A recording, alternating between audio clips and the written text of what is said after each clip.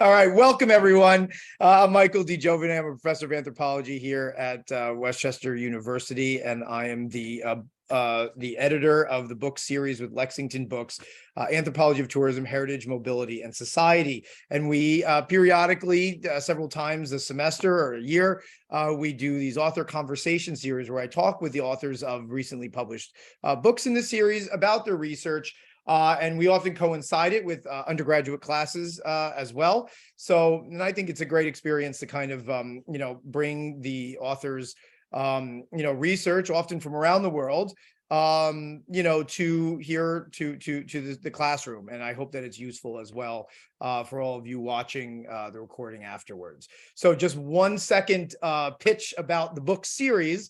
The Anthropology of Tourism, Heritage, Mobility, and Society is a book series with Lexington Books, a division of Rowman Littlefield, that publishes kind of cutting edge and new monographs, which are, case study ethnographies, as well as edited volumes on the anthropology of tourism. And you don't have to be an anthropologist, certainly not to read it. But also not to, you don't have to be an anthropologist to contribute to the series. And we have had several authors come from other, social scientific disciplines, including sociology, geography. We have several geography, cultural studies, and so on and so forth. We've had lots of international authors. We have one today, that international meaning not American, right? Because we're here. I'm here in America, and really all you have to do is share the kind of the anthropological sensibilities of familiarity and comfort with diversity and more of that qualitative research aspect. And many of these books, including this one, are very well written, kind of beautiful. Beautifully written books. And so I'm really pleased today to have a very, acclaimed, important author. She's done a lot, Natalia Bloch, who's an associate professor at the Institute of Anthropology and Ethnography at Adam Mickiewicz University in Poznan, Poland. And we thank you for coming in. You're what, six hours or so ahead of us. You specialize in the anthropology of mobility primarily, and you work mainly in the post-colonial context.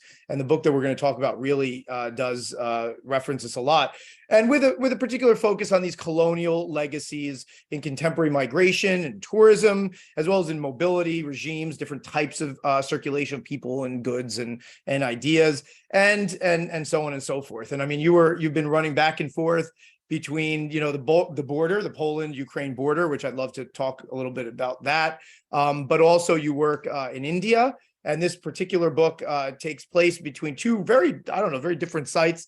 Hampi, you say that they're pretty similar. I mean, in my mind, and having been to India a couple times, Hampi is very different in my mind than Dharamshala as well.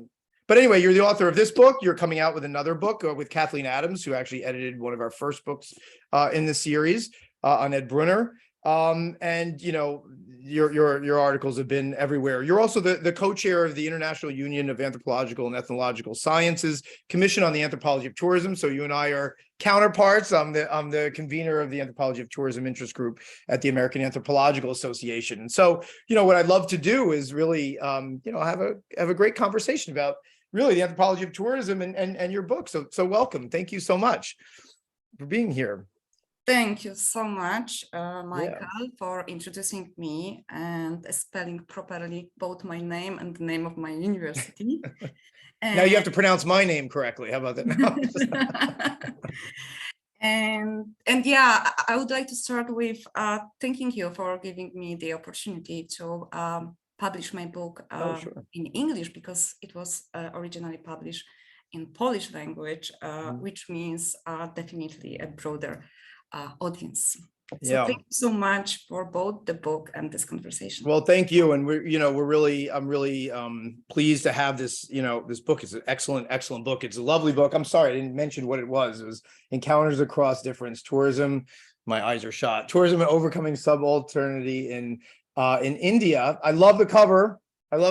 So this is is this original artwork? Is that? Actually, the cover is the outcome of the tourism encounters. Because it was made by a Korean tourist whom I met in one of the Tibetan non-governmental organizations in Dharamshala, which is one of my field sites. And he was at the time involved in providing graphic designs for the book which the organization was to publish, the book with the stories of their students. So the Tibetan refugees, and this is how we met, and this is how I came up with the idea of having such a cover. Because, as you said, I had two quite different field sites, so it was not that easy simply to pick up a photograph yeah, it's true. To represent both of them. That's why we decided to go for a drawing.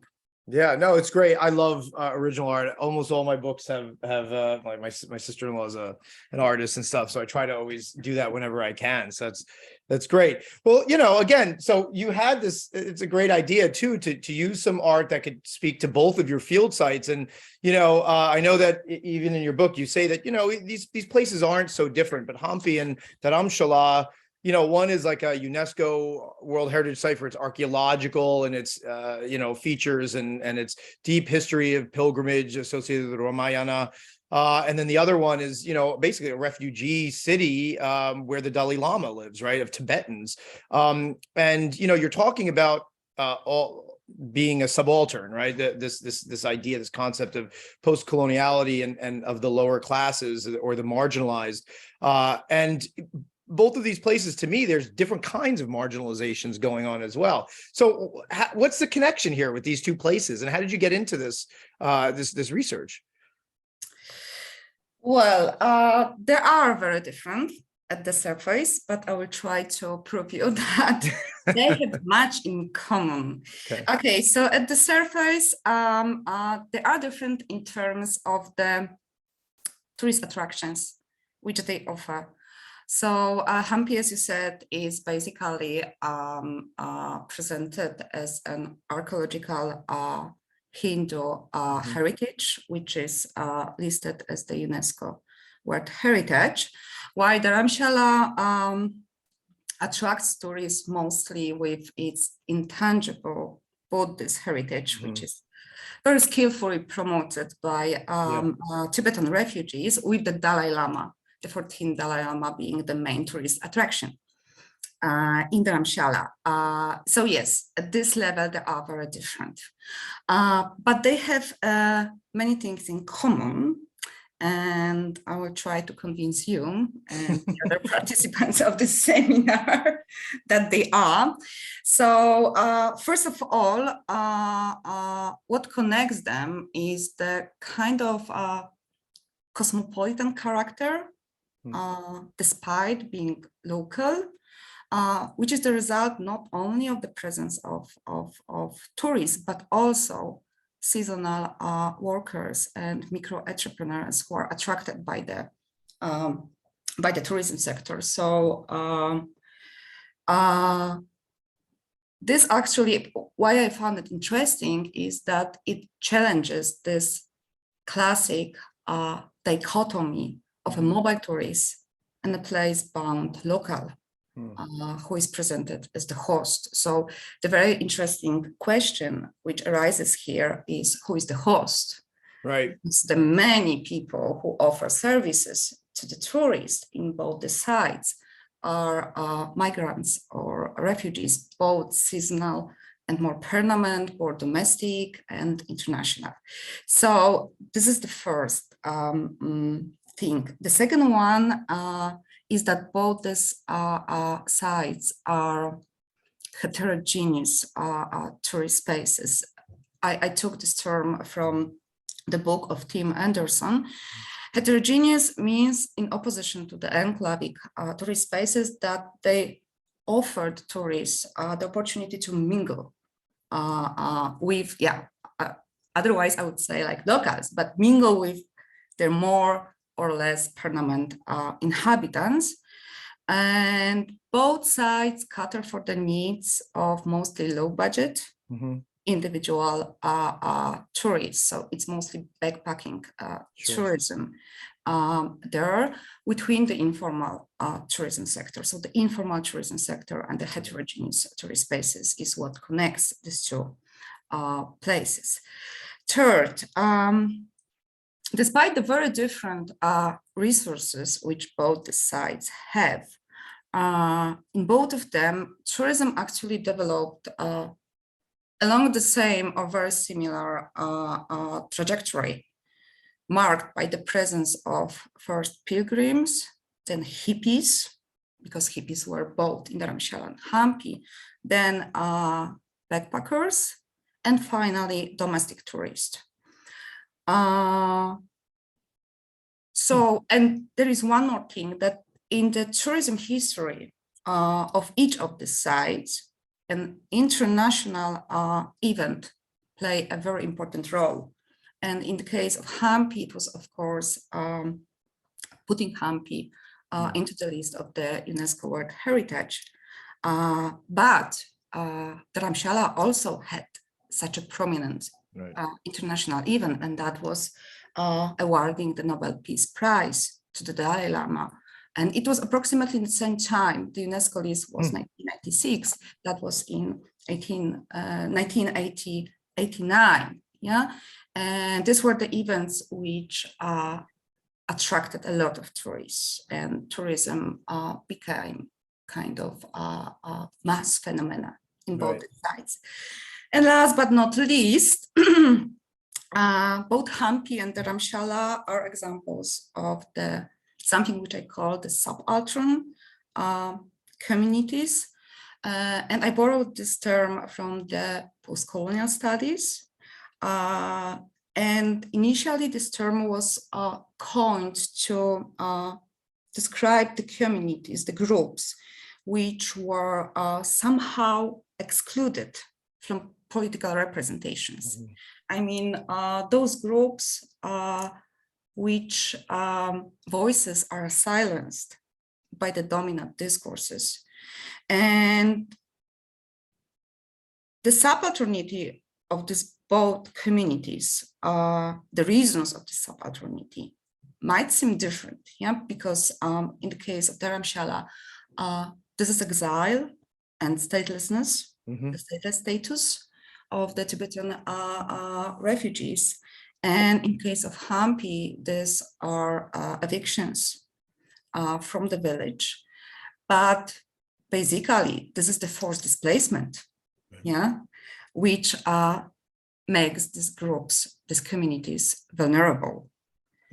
So in the book, basically, I pose the question whether tourism and particularly tourism encounters have the potential to empower those subaltern communities, whether tourism has the potential to overcome subalternity.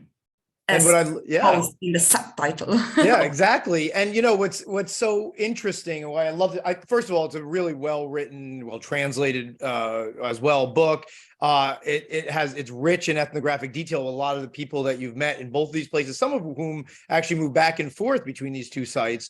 But what I like kind of the most is that this the argument that you ask is let's say not a new question, because it's been going on since the 70s, you know, when tourism first started becoming studied after, you know, the oil crisis of the 70s and all the other stuff. And we're usually in two camps, you know, the one camp of tourism studies that is dominated by hospitality and business and management, you know, departments. In a way, and I don't want to get in trouble here, but sort of uncritically, especially in the 70s, would tout this stuff as being, you know, yes, of course, it's empowering and it's employing and all this stuff. And you find out really quickly. I mean, the UN in the 70s found out less than 10 years after they kind of started promoting this stuff that it wasn't really happening, right?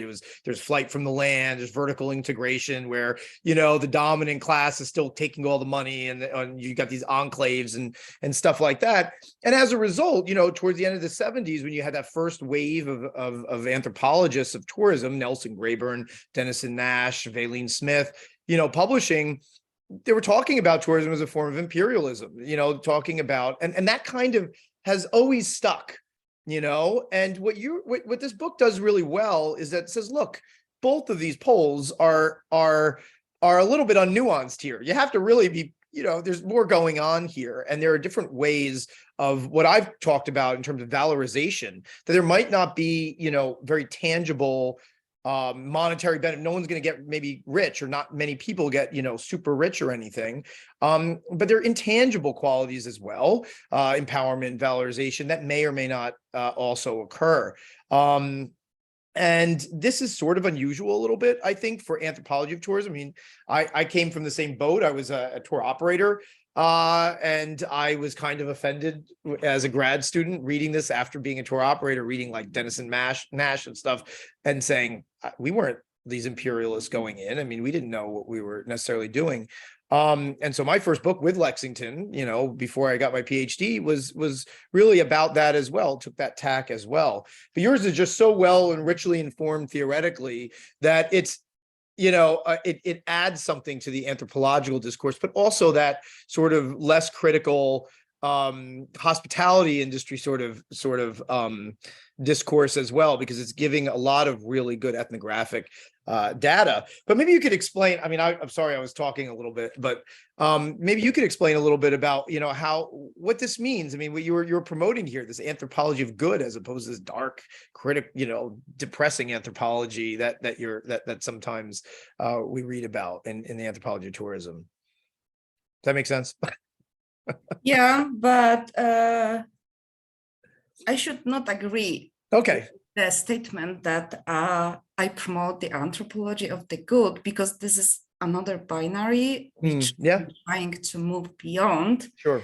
As you said, all the studies of tourism from the very, very beginning, it was something like posing the question whether a curse or a blessing the tourism is. And of course, it is both.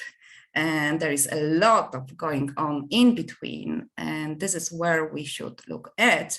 So basically what I tried to do in this book, it was the attempt to follow the postulate coined by an anthropologist, Sherry Ortner, because she noticed the same tendencies in our discipline, anthropology, and she called us to move beyond something which she called dark anthropology.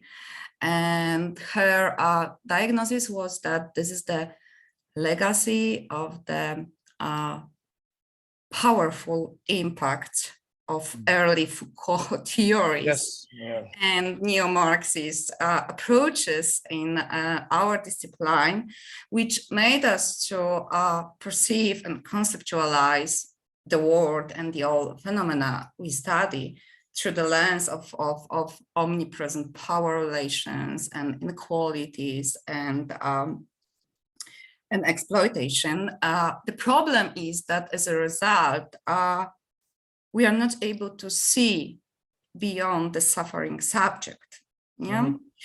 So, but the solution, according to Ortner, and I agree with her, is not to move to the other spectrum, that is the anthropology of the good, which is promoted by Joel Robbins and other anthropologists, but somehow to break through this dialectics.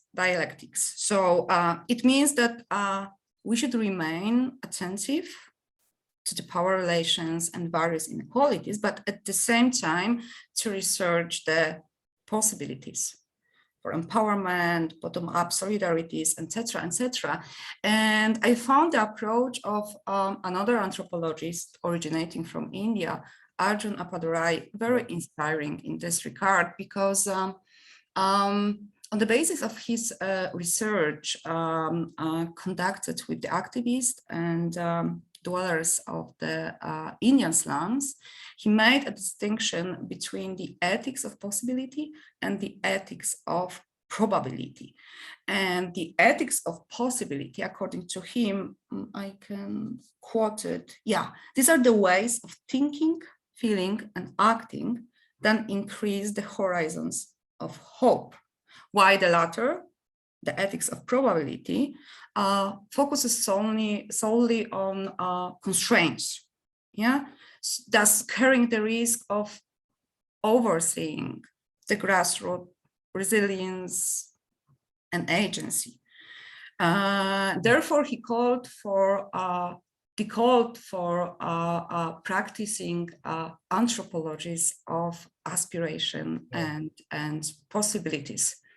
And this is where I basically place myself, yeah, because Padurai says that he argues that people have the capacity to aspire, and studying the possibilities to develop this capacity may contribute in the future to overcome the existing constraints. Yeah, so he develops this idea within his broader project of the anthropology of the future. Yeah, so somehow like not only describing the present and the reality, but doing our research, which is oriented toward the future and changing the status quo. And also in the field of tourism studies, and particularly critical tourism studies, there was also a call to practice the Academy of Home. This is Atelievich, Pritchard, Morgan, among others, who did it. So yeah, so basically this is the main aim of my book, without ignoring the broader context of power. I'm trying to examine the potentials of tourism for political engagement, for volunteering, for individual empowerment, including women. And so I tell the stories of closeness, of reciprocity, of friendship, love, support, and see how they work in the field, at the ground. Well, what, this is, I mean, it's great, and it's so rich with all these different stories of people in these different genres. I mean, I guess, maybe let's talk a little bit about sort of the economic factors, because that's usually the more obvious one that people discuss and debate whether or not there's on these binaries, right? And in fact, you even write something like every step of fieldwork that you've done, was the involvement of tourists in some way interacting with these locals. And what you mean by locals, of course, it could be these, not from the area, but they work and live, semi-permanently there, in developing kind of like these small businesses. And you really see kind of this interaction between the tourists and the local, and the tourists helping out. Can you maybe tell us a little bit more about that? Because obviously in these mass tourism, Barcelona, Venice, you're not seeing that. That's not what's going on. So what's going on in these places? Yeah, that was very surprising to me when I noticed that I studied the particular histories of the small businesses development in the informal sector, and I was really surprised that many of them were supported by tourists. Right. And in this regard, my research findings somehow contradict or differ from those which claim that tourism workers or tourism service providers are somehow invisible to tourists because they remind themselves about the commodified nature of their travel, and they do not satisfy their need for authenticity, using the classic theory. And here I found that those tourists who got involved in supporting local entrepreneurship in the tourism sector, they seem to be aware that tourism does not serve only to satisfy their needs, be them recreational, cultural, whatever, but it is also to secure the livelihoods of the people who act as hosts. So somehow when I talked to them, it was that by supporting these small businesses, they made the relations with the people more reciprocal. Yes, it was kind of exchange. And I found it interesting because this somehow redefined the moral basis of tourism encounters. And I collected many stories of this involvement. You can read about it in the book, but it took the form of simply inspiring, like saying, hey, tourists coming here, they don't want to drink chai all the time. Yeah, they love coffee. Yeah, so you should serve coffee. Yeah, like encouraging. Yes, I don't know how to do that. I don't know how to prepare coffee. Yeah, do that. You will manage. Yeah, I will show you how. So offering know-how was also very important. Tourists taught my research partners how to make omelets, a French onion soup, kimchi. And finally, they also directly invested, supported materially those micro enterprises. Yeah, so probably the first ever fridge in Hampi, which is located in a very hot climate, appeared there because of the Dutch tourists, if I remember well, who wanted to support a befriended man who was the owner of the first guest house in Hampi that accommodated foreign tourists. And he started this business with a small stall with Western food in the 80s. And he had passed away before I started my fieldwork, but I managed to talk to his daughter, and she told me that, oh yeah, this is the quote from her. My father was very open to visitors, very friendly. He absorbed all the ideas they shared and they enjoyed it. So they were happy to help him. Yeah, this kind of exchange.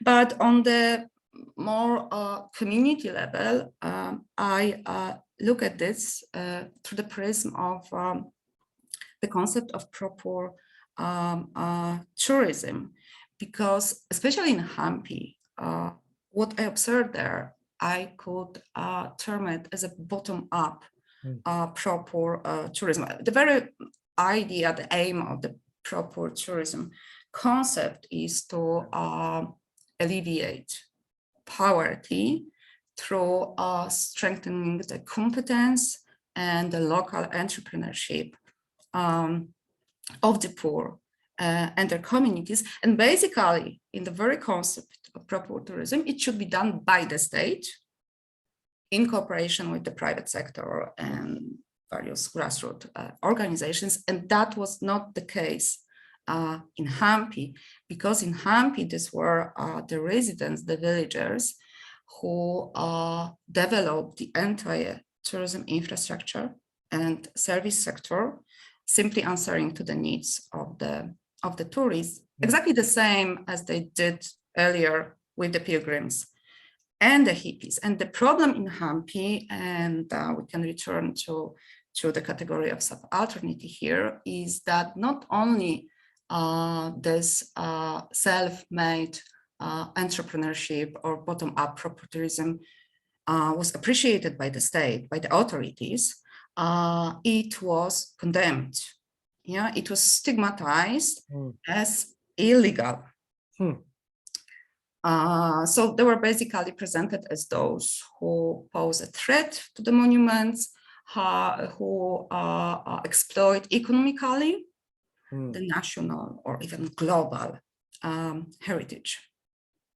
But do you ever see, one of these arguments that people level is that as the host communities try to meet the needs of outsiders, of foreign tourists, it forces or creates an inevitable, culture change on the people. Do you see any of that, or? Culture is changing all the time. It's like the weather. That's true. That's true. And of course, but I look at this change more as an exchange. Yeah, when you look at the homes in Hampi, you can see that kids have pancakes and French fries for lunch there. Yeah, but at the same time, the South Indian food is served by the villagers to the tourists. Of course, everything is in somehow modified way. Yeah, these pancakes and French fries are not exactly the same as they are in, I don't know, France or whatever. Who has the authentic pancakes? That's true. Yeah, so we do. Of course, yeah, it's changing, but it's an exchange. Yeah, no, absolutely. And that's really important to know, especially, we talk about an intro to anthropology. It's, you can't put culture in a box. It's not one thing that's unchanging, even though tourism itself and heritage preservation, I mean, it's this idea, right? I'm going to go see this unchanged, untouched place. And really, obviously culture itself, the boundaries between different groups are porous, and there's always going to be fluid, these kinds of exchanges. But and actually, on the other hand, if I can continue this topic, on the other hand, there are many studies, anthropological studies, which prove that the interest of the tourists, is the way to appreciate and revitalize those cultures, especially in the post-colonial countries, which were earlier undermined in the colonial discourses.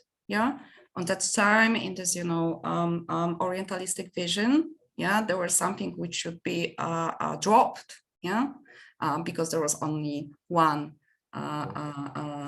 civilized version of culture, which was the colonizers' one, And now we have tourists who are coming and who are interested, and the locals, I'm trying to avoid this word. Right. The tourism service providers, they often adopt the role of the experts in the local culture, and this also somehow puts some kind of partnership in this relationship, because I'm the one who knows the culture here, and the tourist is the one who desires this culture. Right. So I can act as an expert, as a guide. Right. So that's very empowering as well. And also they probably have to learn as well, try to really hone up on some of this information. You see this even in indigenous communities in America, the creation of new museums and other place markers that weren't really there. And sometimes they even had to kind of go back and learn from elders or even from anthropologists themselves. My own mentor, had loved when he was alive to have, Cherokee come back, the grandkids of his original, research collaborators come back and ask about what he learned from their, their ancestors. And in terms of empowerment, I mean, I think, there's a lot of great stuff about gender as well in your book, and certainly a lot of the other books in our series. Some of them take on this really quite directly.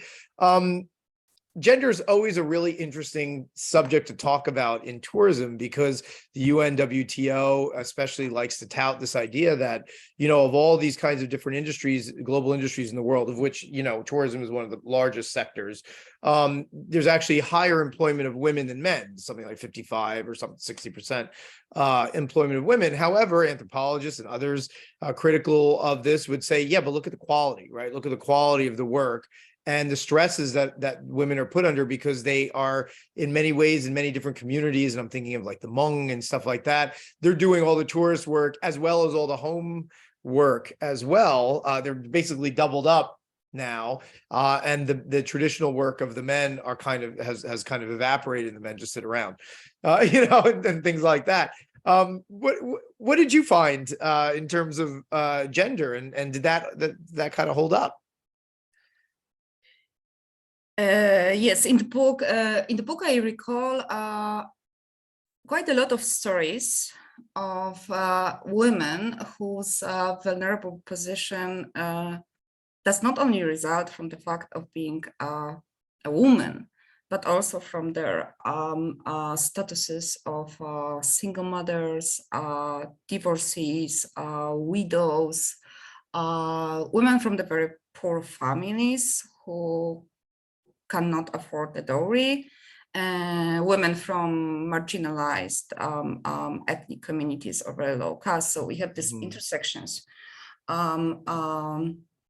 between gender and ethnicity and caste and other statuses. So it's kind of double marginalization. Yeah, and of course it is true what you said about the tourism industry, and also true about the informal tourism sector. And I agree with all this criticism of the precarious working conditions and the lack of social security and instability, etc., which is related to this sector. But there is always but. On the other hand, this is a very inclusive sector. Yeah, in the economic studies, we would say that it has relatively low entry barriers. Yeah, because it offers many jobs which do not require formal licensed qualifications. And the majority of women with whom I work, my female research partners, they had no or very little formal education. For example, Bhavani, which is one of my key research partners and was my host, she did, I don't remember, 4 or 5 classes of the governmental school in a local language, which means that she even couldn't read Latin letters. Yeah, and for those who didn't read the book, she was a very successful micro entrepreneur running the restaurant and later on the guest house or homestay. And yeah, it's true that the majority of jobs offered to women by the tourism sector, like cleaning, cooking, doing laundry, they in fact reproduce the traditional female roles of housekeepers and caregivers. But if we look at this from the other angle, we can see that this is the way those women can capitalize their domestic skills, given that they don't have any formal education and other qualifications. Yeah. And yeah, and finally, because many women with whom I work, they were small entrepreneurs in the informal tourism sector, not the workers. So given that women usually have more limited resources as compared to men, the informal tourism sector offers them a number of entrepreneurial opportunities, which do not require big capital investment. Yeah, so these are women who can sell fruits or provide cooking classes or sew, for example, and the flexible working hours. This is also important, especially for those women who have children. And I am, of course, very aware of the criticism of the Western white middle class ideas of women empowerment, which are reduced to economic independence, that there are other alternative forms of empowerment, which are culturally grounded. But for the women with whom I work, including Bhavani, Sangmo, Mina, and other women, the ability to sustain themselves economically was really crucial because they already functioned in this capitalist market. Yeah. But if I may continue this topic, because I also found it always very interesting, is that it's not only about the economic independence. And I think that talking about empowerment, women empowerment, it is always important to emphasize that there are other aspects which are equally important here, like emotional support, or a kind of appreciation from the tourists, because those women were very successful in developing close relationships with the tourists, and these relationships gave them access to the tourist capitals, understood as Bourdieu understood them. So not only economic, but also cultural and social capital, which means that they could benefit from them in the form of the diversification of the social networks or the cultural capital. For example, sticking to Bhavani, friendships which she developed with the tourists compensated Bhavani for her social exclusion, which she experienced as a widow. Yeah, if not for the tourists, this kind of emotional support, yeah, she would probably suffer from depression or something else, which was so common in other cases. Language competence and culinary know-how. She was the one who was taught how to make kimchi, made her successful entrepreneur. Yeah, so this is how she capitalized this cultural capital, which she gained through the interactions with the tourists. But most of all, this kind of recognition, appreciation, which she constantly received from the tourists, who liked her room, who liked her food, not only being outside, but then staying in touch, sending text messages, etc., etc. It was really a kind of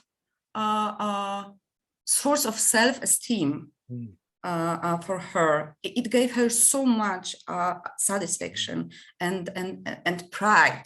Right. And you could really see it when interacting her and observing when she received these gestures of appreciation.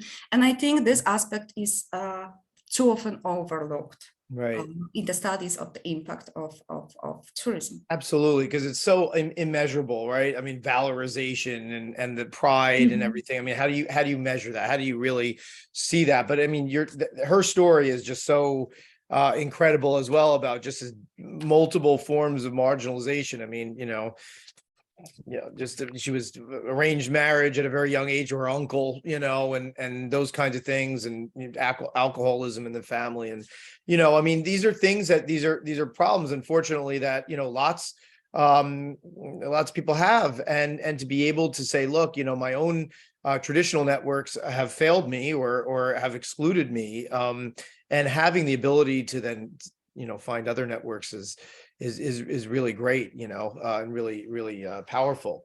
And then, I guess, we could talk a little bit about politics and power before our time runs out, because that's another major one. And of course, it's central in your own, I mean, all your work that you're doing even now outside of India. I mean, so how does political mobilization, work? Because they're, both of these places, like you said, are joined by various forms of political marginalization and political mobilization, very different kinds, but nevertheless, what was going on in Hampi, for example? Let's stay with Hampi for a second. There's this kind of spatial cleansing, as Michael Hertzfeld, says. What was going on here?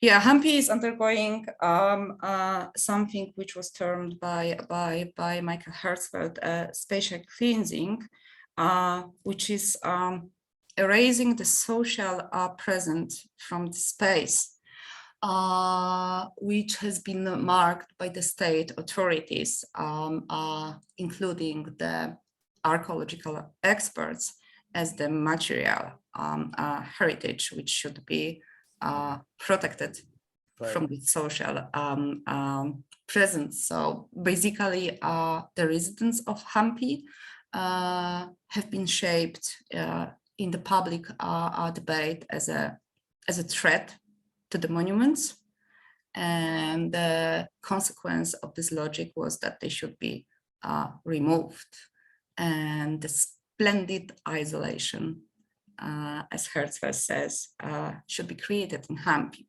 So Hampi is undergoing this spatial cleansing step by step, up to now, 2/3 of the village population has been removed. And so here we have the situation of the state acting against its own citizens, which is quite common thing, not only in the post-colonial countries, just to recall Poland. So these were the tourists who actually became allies of the displaced villagers in their struggle.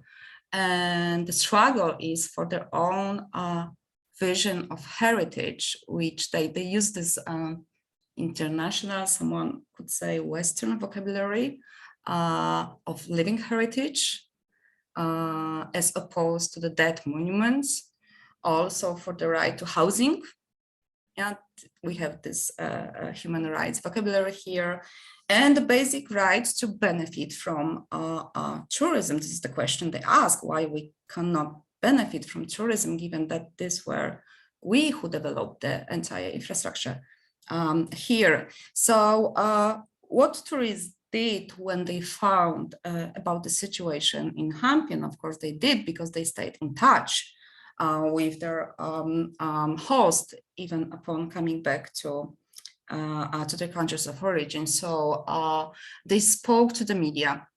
Yeah, I have the archival materials showing that they speak on behalf of the residents, acting, of course, as the representatives of the powerful West. Yeah, they organized social media campaigns. They made a very nice video presenting the perspective and giving the voice of the villagers, which can be found in the internet. And there is a link in my book. And finally, they wrote petitions to the UNESCO, to the Indian government to stop evictions. And they also supported this, this bottom-up proper tourism. So they didn't pretend that these were like authentic natives, yeah, playing only this kind of role. Yeah, they were very aware of their right to the livelihood, yeah, and they acted as allies, which was very interesting because the situation in Dharamshala is pretty different in terms of the fact that this kind of political appropriation of tourism is already, I would say, institutionalized. Yeah, and these are the Tibetan refugees who initiate the political engagement of tourists. And in Hampi, I could observe it as it was born, like this kind of, I don't know how to call it, maybe this transnational solidarity-based activism for justice in tourism, as Freya Higgins Desbois proposes, naming the different forms of justice tourism. Yeah, in Dharamshala is going on a lot in this regard. We have the extensive production of political souvenirs, as I call them, sure, with the Free Tibet logo. Yeah, and tourists are encouraged to buy it, to wear it, yeah, to make their bodies the platform for the political postulates. And even if tourists do not buy these souvenirs, which is the case of the Indian domestic tourists, there are still recipients of their messages, because the tourist space in Dharamshala is full of political declarations. Yeah, we have the entire educational offer for tourists. If you are a tourist in Dharamshala, you won't be bored. Yeah, you can fill your entire stay in the settlement with educational events. Yeah, so one day you can watch the documentary, another one you can go for a talk with the former political prisoner. There are awareness talks about the political status of Tibet, about Chinese occupation, etc. Yeah, so kind of popular lectures. Yeah, and of course, I mean, I am really fascinated with the way how skillful Tibetan refugees are. Yeah, because many tourists in Dharamshala are regular tourists, yeah, because Dharamshala is already on the tourist map of India. And Tibetans are aware that not everyone being on holidays is inclined to listen about tortures in the Chinese prison. So there are always extra attractions like free food and drinks in the form of Tibetan pizza or Tibetan momo, this steamed dumplings filled with Nutella, etc. And finally, this is this highest form of political tourism in Dharamshala, which are reality tours, which again, I add this adjective, political reality tours, which are a kind of solidarity tours. And they're completely free of charge. So the participants do not have to pay anything except for the travel costs. And the Tibetans, they skillfully blend the all natural and cultural attractions of Dharamshala. So of course, in the itinerary, you have the visits to the monasteries and hiking and, you know, some folk shows, etc. But apart from that, you have encounters with the local activists, with the former political prisoners. You visit a number of diasporic institutions, and you even have a meeting with the head of the Tibetan government in exile, which shows how important is this form of engaging tourists as allies. I mean, they've always been, you know, obviously I grew up as a kid in the 80s and 90s. So, I mean, you have that, you know, the Richard Gere, all that kind of stuff, you know, this big, we were really inundated with the Save Tibet back when I was in college. You're probably not as much anymore, but still, you know, it was always this kind of the international tourist kind of appeal, you know, and sure, it makes perfect sense that they're going to want to really keep that up, you know, in creating these broad social networks against the hegemony, you know, the hegemonic power there. Yeah, and I perceive it as a kind of agency, because they make use of the fact of being attractive in terms of tourist attraction, and they appropriate it and they use it, you know, to gain this international moral and political support. Sure. Yeah, absolutely. I mean, I want to just transition maybe as a last question. I know we're almost out of time anyway. If anybody has questions, please, you know, put them in the Q&A. I haven't seen any this time. But you know, this is very different than maybe the refugee situation. Totally off topic from the book, but you've been working a lot. You know, currently we're recording this in December of 2022, when we have a gross refugee crisis going on in Eastern Europe, especially in Poland, on your border with Ukraine and in the Russian-Ukrainian war. How is tourism implicated among refugees from this active war that's going on right now, very close to your border? Yeah, actually, we do have two borders and two kinds of refugees. Yeah, those desirable and undesirable. And the border which I visited a few days ago is the Polish-Belarusian border, through which people from Afghanistan and Syria and other Middle East and African countries are trying to enter the European Union, and this asylum seekers need to hide in the forest, and they're only supported by the activists in this forest, because for hosting these people you may get arrested. So the help offered to this category of refugees is criminalized, while the other refugees, which are white, Christian, and female, mostly, Right. Yep. Met very different welcome, mostly from the government, not from the society, because this is the society which is civil society which is supporting those people on the Polish-Belarusian border. And many Poles hosted refugees from Ukraine in their own homes. And I think I saw the statistics that more than 500,000 Ukrainians were hosted in the private homes, in private houses and apartments. But apart from that, there is a very interesting intersection between tourism and exile, because the intersections between various forms of people's spatial mobility is something which interests me most these days. And that's why the book we have co-edited with Kathleen Adams, which has the title, The Intersections of Tourism, Migration, and Exile.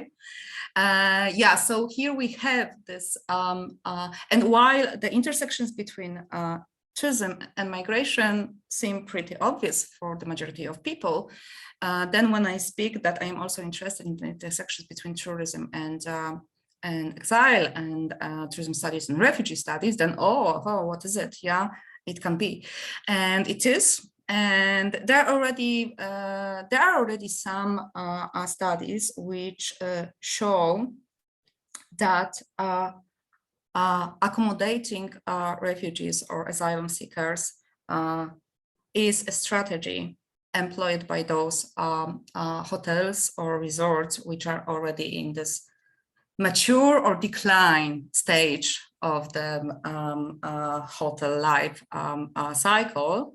And that was basically, I believe, the case in Poland, that changing the profile of a client from a tourist to the refugee was the way to sustain those enterprises economically. But as a result, Ukrainian refugees were accommodated very often in not operating anymore, at least for a couple of years, post-socialist resorts located in a very beautiful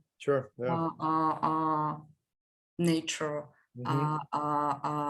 locations, but at the same time very remote, with limited access to social services and labor market.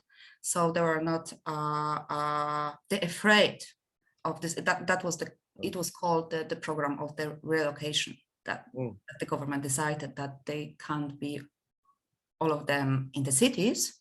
Yeah, we have to disperse them. And there was also one more interesting dimension of this intersection between tourism sector and assisting refugees, that it was the strategy of the tourism sector to get profit from hosting refugees in off or low season.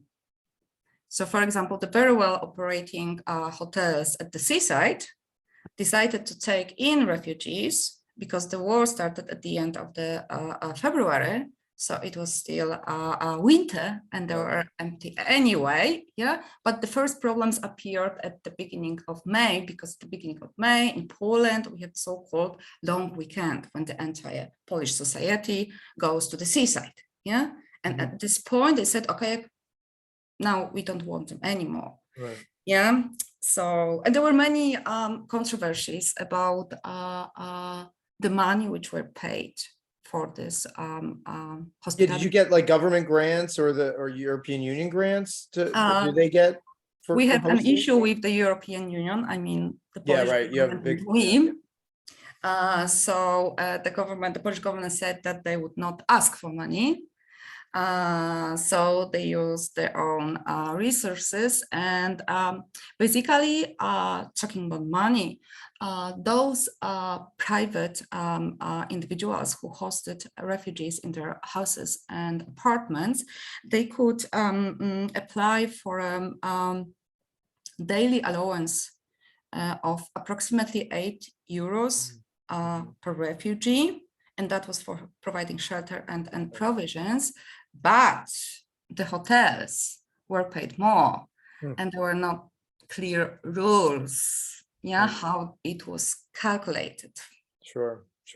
So it's complex. So you see a very complicated, it's something different going on as well in terms of even the treatment by the industry and the use of the industry by locals for treating different kinds of refugees as well. So it's really fascinating. So what are you gonna do next? What book are you going to publish with us next? That's what I want to know. Now we are waiting for the book with Kathleen. Sure. It will be published by the end of this month. Yeah, great. I can't wait to read it. And what's next? I'm really torn. I mean, of course, I would like to return to India. I haven't been there after the pandemics. Sure. Mostly because of the situation which we have here, first with the Polish-Belarusian border, and later on with the war in Ukraine. And apart from working in the Institute of Anthropology and Ethnology, I'm the member of the Center for Migration Studies. So we have a lot of work to do, like a small research projects. Now we are preparing the report about the response of the Polish cities to the Ukrainian refugees. At the same time, we are involved in many other engaged projects, trying to somehow change the public debate in Poland about refugees, because our government is playing this figure of a refugee as a threat. Right. So I don't know, being honest. Yeah, I'd like to return to India and see what happened there after the pandemics. What I know is what I heard from my research partners via social media. Yeah, but at the same time, there are so many things in my field of interest going on here. So I am torn. It's always a juggling, right? When you're doing so much, but I really do thank you. Thanks for taking the time out of all that busy schedule to come and talk with all of us today. The book again is Encounters Across Difference, Tourism and Overcoming Subalternity in India by Natalia Bloch. It's a great book. I'm really so pleased that it's in the series, and it was a pleasure to reread it in preparation for this. And I wish you all the luck. There's a lot going on, and it's just fascinating. So thanks so much for a great conversation. I really appreciate it. Thank you so much, Michael. And we didn't have much time for the Q&A session, but if any of your students is interested in asking some particular questions, I am always available. You can reach me through the email or anyhow. Great. I will. Yeah, definitely. I'll send that to you. All right. Well, thank you so much. Thanks, everyone. Until next time. All right. Bye-bye. Thanks, Natalia.